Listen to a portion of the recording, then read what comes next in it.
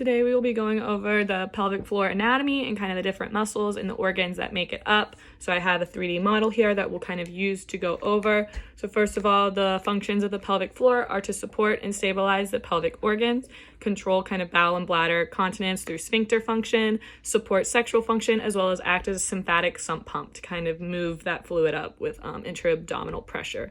So I have a female pelvis, so we'll go over the female kind of organs and the muscles that kind of make up the female pelvic floor.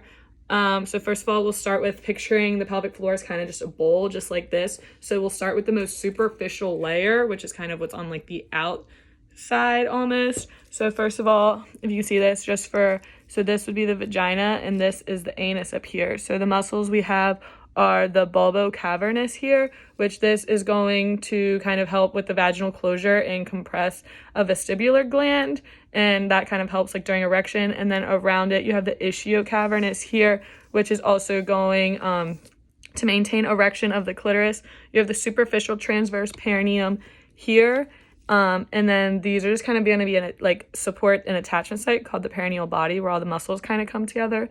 And then the external anal sphincter here, which is going to just allow us to have voluntary control of the anus. So that feeling whenever we need to go, we can kind of control it and kind of hold it in.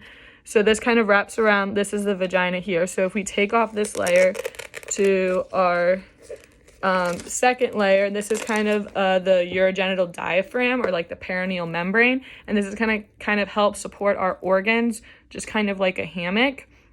And so this would be the urethra up here, and kind of this is going to pass through the urogenital triangle all the way like from the bladder, and it's going to come all the way through, and it's going to be anterior in front of our vagina, and then our anus back here is going to be behind the vagina. So here we have our deep transverse perineum, which is just going to support the pelvic diaphragm, and then around the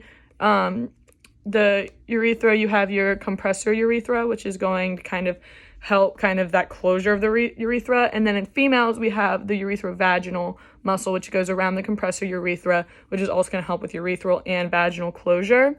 So then if we go to the third and deepest layer, we have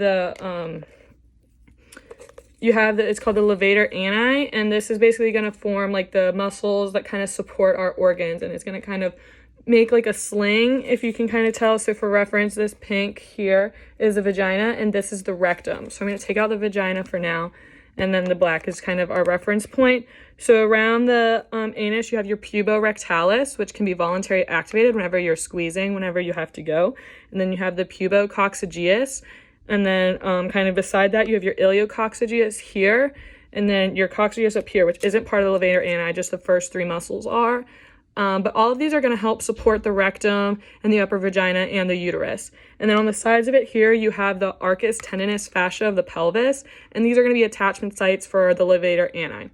So then kind of our organs, the way they're going to sit in here is our vagina is going to be anterior up here, and our uterus is going to be superior to the vagina, and then the bladder and the urethra are going to sit next to the vagina, and the urethra is going to come anterior to that. So if I pull these out here to the side, we have the bladder, which this is where our urine is stored, and then it kind of travels through the urethra, and then the urethra will come out anterior to the vagina where our urine like travels through.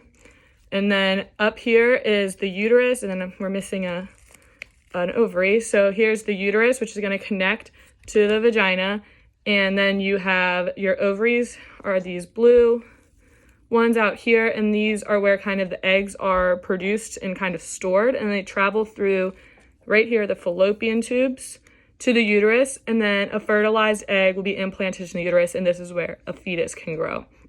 So then the pink down here where the uterus is sitting above is the vagina, and it's just tubular in shape, and it is 7 to 9 centimeters.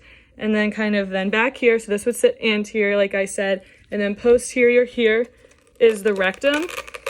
So the rectum is like the terminal digestive tract along with the anal canal. So this is where feces is kind of stored, and we talked about the anal sphincters. So we have an internal one we can't voluntarily control.